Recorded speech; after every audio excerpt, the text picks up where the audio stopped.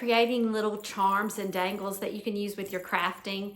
You can use these with junk journaling, notepads, even bags and purses.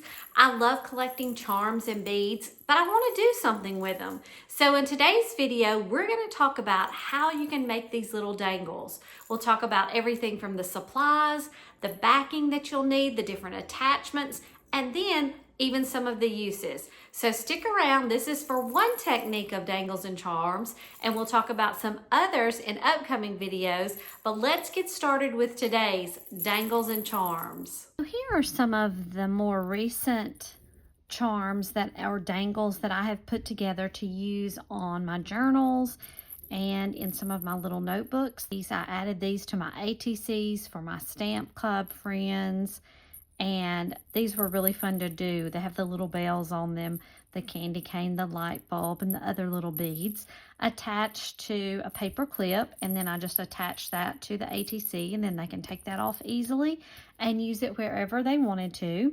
This is the one that I included in my recent Valentine journal, and I'll put the link to that below. It's got two of the little Valentine charms and then red and white beads with the gold and then with the bulb pin to attach. That's easy to take on and off as well. And so I thought I would just go over a little bit about making these. Before I even get started though, I want to preface this with I am not an expert in jewelry making or anything with the charms and the different pieces. Like you probably, I watch a lot of videos. I watch other people and try to figure out myself how to do it and how it works. I probably don't use the best techniques. It's just things that work for me. And hopefully with practice, I will get better. Sometimes I compare it to like a dance, a professional dancer versus I can look at something and think it looks great. But if you heard a professional dance teacher, they would be able to pick things out that aren't good. And that's probably how I am with these little charm making. I'm not using the best technique. And so I just wanted to state that first and just encourage you to watch a lot of people. This is hopefully just to inspire you and give you some ideas of things you can do with your crafting and adding these little dangles. So before we get into making one of the little dangles, I'm going to go over a couple of little supplies with you. And if you already know everything about supplies, you can go ahead and fast forward to that part. Let's just talk about a few things you're going to need to make these dangles. And first of all, I wanted to talk about jump rings. These are just these round pieces. You can find these at any craft store. I'll put some links to things below. They come in all different colors. I've got the gold, the silver, I've got some bronze, and all different sizes, as you can see here. And depending on what you want to do, you would get different sizes. So I'm using jump rings right here through the middle that are a little bit larger in size, but then I'm using smaller jump rings to like attach my charm here. So there's different sizes of things. I believe, yes, down the middle here, I'm using these silver jump rings and then other attachments. So the thing with jump rings, and we'll get into this as we make our dangles, there's a little slit here that we will open up, and I'll show you how to do that. But these are jump rings. If you're going to use any kind of beads, you're probably going to need head pins or eye pins. And this is a little pack that I got that came with both head and eye pins. And let me show you the difference. These are head pins, and they're the flat pieces. If you have a bead that will fit through here, as you can see this fits on, that is a head pin. And then we have an eye pin with the little round circle there at the top, the eye. So it really gives more of a decorative ended piece. That's the way I look at it. You can use either one. And we're going to look at how we will wrap with these. There are multiple ways. One way I'm a little bit better than the other, and so I'm going to just show you the one way that we'll use with our little dangles. And I already alluded to the different beads. You will need beads and charms to do this. I have lots of different charms that I have gotten, and I have videos where I have shared the different ones. I pick up mine at different places online. I even got this a box of charms from Walmart that I found. You can find them at any arts and crafts store. These beads are a great pack that I got, and I did not pay $10. These were from Michael several years ago, and they're just bead mixes that they had for Christmas, and then I got them after Christmas clearance. And so a lot of my beads are Christmassy colors, and I just use what I can to mix up, you know, the red and the white for Valentine's, and then today we're going to use some of the green. And so anytime I see beads that are on sale and if I like, I try to grab them for these kind of pieces. I was talking about previously how like I use these different jump rings for the centerpiece of my dangles a lot of time, but another thing that you can use are chains. So you can take necklaces, places like Hobby Lobby and Michael's, they sell very inexpensive chains and you can find them on sale. I'm going to take these a lot of time, and look, you've already got a centerpiece. If you only want one a certain length, well, then we'll take our tools and we can cut these chains, and I'll show you how the tool that you would need for something like that. But that's another thing you can use and be on the lookout for. Talking about different tools, these are the main two tools that I use. These are needle nose pliers, and it's based on the end piece of the plier. These are round nose pliers, and you can see it's going to form this round piece, and we're going to use that with our wires. And then also a wire cutter. And both of my pliers, I don't know if this is for all cases, this middle section right here will cut wire. So you also want to be careful with these tools. You don't want your children getting around them because we don't want any little accidents or anything.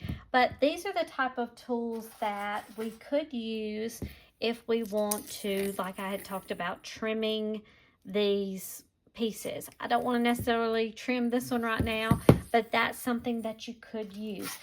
Be on the lookout if you're really interested in jewelry type stuff. There are kits that you can buy where most of the things are already included. So that's a great thing to be on the lookout for as well. Different types of string and cord are also great to make dangles. And I have videos where I've made some dangles with these type of cords, especially the ones where I've done ribbon, and I will try to link those below. But I'm planning to make some more where we're using the different cords. So these work great as well, and it's easy to attach our charms to these, so I will share those as well. But I wanted to make sure and mention these types of cords. How do we attach our little dangles to our different projects that we're doing? Here are some of the things that I like to use. I've already showed you the little bulb pins like I used with the Valentine piece. I have a bulb pin on that, and they get their names from, you can tell, they look like a light bulb. And I have found these at different craft stores as well. Most everything you can find at a craft store. Paper clips, you have lots of paper clips. I know I like the little silver. I'm on the search for gold, and especially the bigger ones like this. And they even have much bigger gold ones that are usually in the craft section.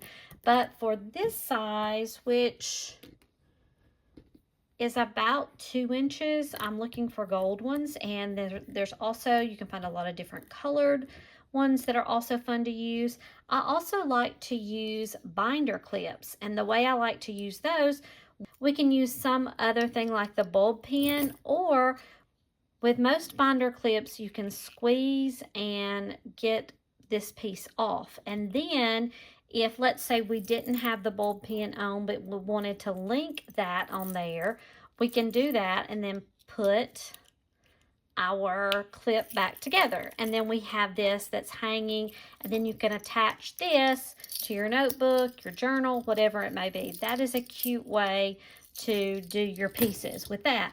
This is another set of items. I have not used these yet. As you can tell, they're still in their packaging, but lobster clasps. Those are fun. I've seen those used a lot. They are going to be in a similar way. We're going to need to hook something onto that circular piece, but then we can use our lobster clasp to clip it on different things.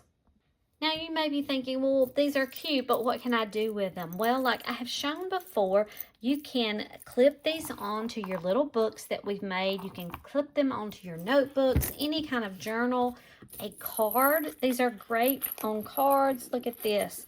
Have this, and that's a cute little piece. Put it on an envelope. You can attach it even to bags, bookmarks. These just add that extra little bit, and people love that are into crafting and stuff, love to hear little jingles and stuff. I love that. So these are great to use on different projects. So now let's get to work on this particular charm that I wanted to make for an upcoming project. I'm thinking spring is in the air, let's hope, even though I think we have snow forecasted for tomorrow. What I'm going to do with this particular dangle for now, I'm going to end up placing it on this silver paper clip. I have picked out a little birdhouse and a hummingbird, and I've already got a jump ring on the birdhouse. I'm going to show you how to put the jump ring on that charm. Now again, these are the ways I do it. I love advice, and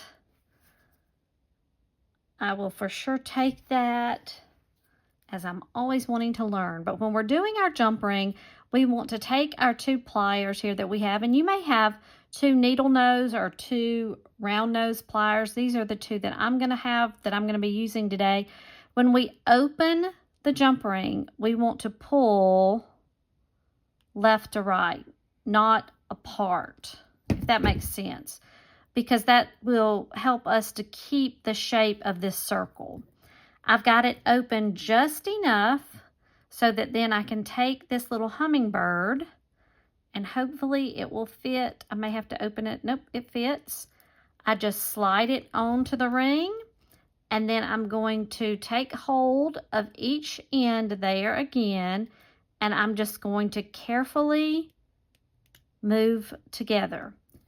And hopefully that still takes on that same circular shape, and we have closed the ring. So there is my hummingbird. Let's see, I have my beads kind of in position where I'm thinking. So the next thing that I want to do is I need to put the eye pins on these 2 round beads. I have already placed them on here, and for what I'm doing, the technique that I'm using is I am wrapping here to the side, as you can see. So I have the eye pin and I'm wrapping. There's also a method where you can wrap onto the wire itself. I have tried that. I need some more practice with that one. But for now, we're going to use this technique. So I'm going to take my bead, and we're going to put our eye pin, put the bead on the eye pin, and now we need to take our round nose pliers, and I'm going to hold it just like this. Now, you want just a little bit of space between your bead and the pliers. Every video that I've seen where people that know what they're doing, they are also going to take another pair of pliers and wrap. I've tried and I have not mastered that yet. So what I do, holding my right hand firmly, I wrap this around the round nose pliers. I'm going to have to adjust so that I can continue to wrap. I'm going to come around to this side and continue. I'm wrapping a circle, and we will just adjust our pliers. See how I'm beginning to build this, and it's getting smaller and smaller. So I'm kind of going to make some adjustments until I cannot twist anymore really with my fingers. So what I do now, I take my needle nose pliers and I'm going to try to squeeze this closed.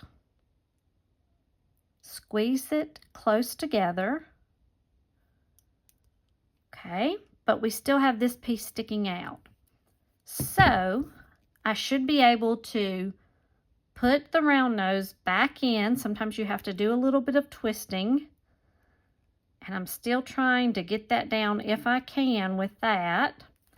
At this point, I have been able to kind of take this and do some manipulating around. Just pull it around. And that's what I think people do during the majority of their time, but I have not been able to really feel comfortable doing it. And now I'm just taking the needle nose pliers and trying to round that around the round nosed pliers, if that makes sense. Again, I know I'm just doing a hack job here. I'm making it work. And now I'm going to try to bring these together again. I guess the thing is, I don't do this often. So it's not a skill that I've been able to really perfect. But I just carefully work on getting that piece rounded so it's not so sharp. Okay, so that's how it ends up looking. Let me show you one more time.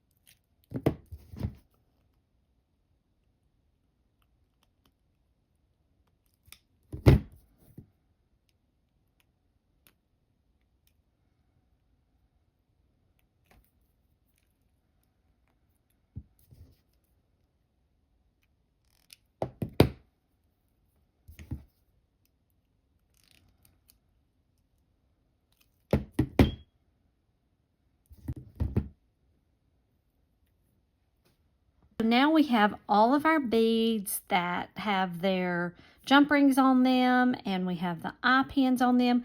They're ready to attach down our main center. So I have 4 little bit larger jump rings that I'm going to use for the center. And just like we opened them up when we were attaching the charm, we're going to do the exact same thing. We have just a bigger jump ring. And I'm going to attach, I kind of laid these out in order, 2 of my beads.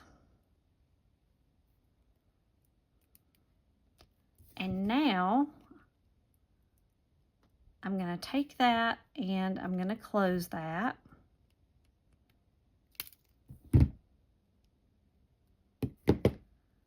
And I'm almost using them, I'm going to separate them. Really doesn't matter in what order because the bead will move. Let's open up a second ring. And we're going to attach that to this first jump ring.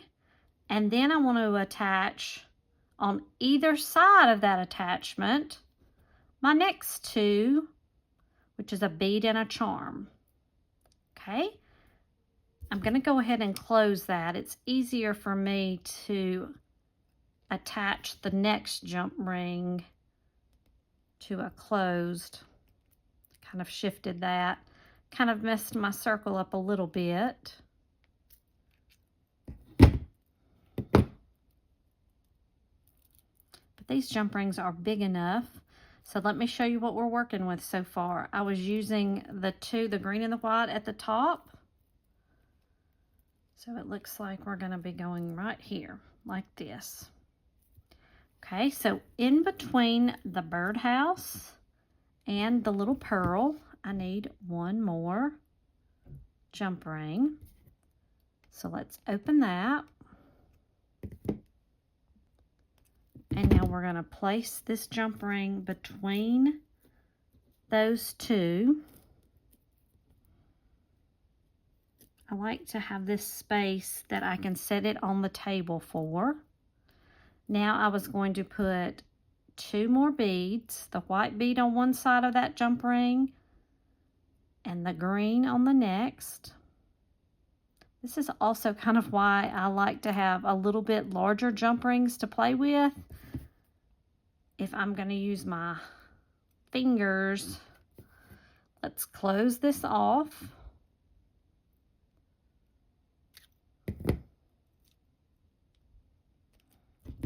Make sure that circle's good. Okay, we're going to place that right there, and we have that. I like to keep those separated because I'm going to place the next jump ring in between the 2 beads. Open this one up. And I usually end with one final piece dangling from the bottom. That's where I'm going to put the hummingbird. And we're going to slide that in right here between the 2. I'm tempted to just close that up with my fingers, and I think I could, but I'm going to do it the proper way and close that off. Let's make sure that's together. I almost can do it better just like that. Okay, now let's go back to the top, which was between this. I feel like this birdhouse is backwards. Let me make an adjustment. So to make that adjustment, I think I'm just going to turn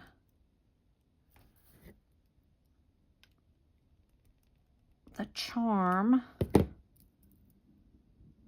the opposite way.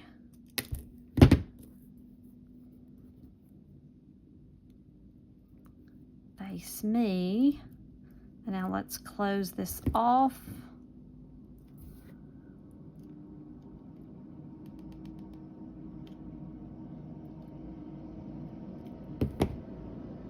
And here we have our little dangle. So I can put it down right there. Whoops. You can see our dangle. I'm going to now take my paper clip, and I want it to be with inside here of my paper clip. And so I'm just going to take it, string it along, and there it is in its place. And I'm going to show you what it will look like on a piece. Here is a pretty ATC I received from a friend, and I'm going to show you how something like this would work. So I could put my ATC, have the little paper clip, and then we'll have all our little pieces come down here. Isn't that cute? We've got the little clip with all the little beads and dangles. And that is just a quick way. We could extend that on further down if we wanted to. So many different things, so many different options to do with all of the beads and dangles. The thing that it takes most is practice. So grab a few of these pieces, and especially try to get them when they are on sale, and just play around with these. They're so fun, and they add so much to your projects.